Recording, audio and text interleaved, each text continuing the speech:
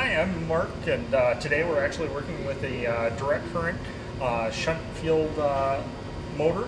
And today what we've got hooked up here is we've actually got our DC power supply hooked up into our amp meter.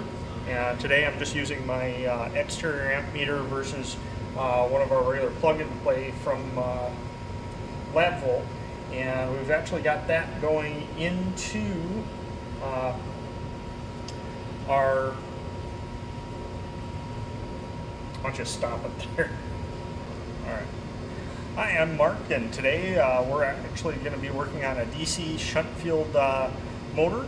And what we've got hooked up here today is we've got our power supply, we've got a direct current shunt motor, as well as an electrodynamometer.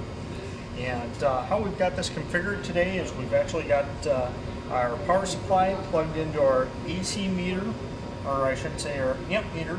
Today I'm just using my own meter versus using the LabVolt meter. And then we've actually got that plugged in directly into our DC armature. And we've actually got it configured in a shunt configuration, which is then hooked into our rheostat. And our rheostat is actually going to change how much current or voltage that we're actually going into the shunt field, and will vary the speed of the motor. And then what we've got over here is we've got the electrodynamometer, where we can actually increase the torque.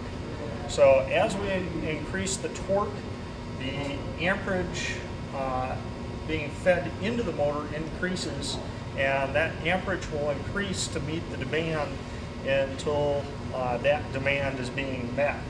And if I turn this on, we'll go ahead and we'll watch the amp meter go up. It's going to spike for about a half a second at about 3.4 amps. And then after the motor gets up to speed, it's actually going to drop back down to about 0.9 amps.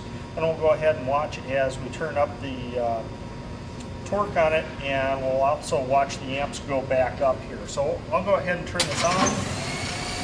And as you can see, we had it spike up to about 3.4. So I'm going to go ahead and turn this on, and we'll just watch that meter spike about 4 amps. Now it's actually going to go back, and now it's meeting the demand, and we're at about 8.5 to 0.9 amps. And now what I'm going to go ahead and do is I'm going to actually increase the torque. And if we could actually zoom in a little bit here, we'll actually watch the amperage increase.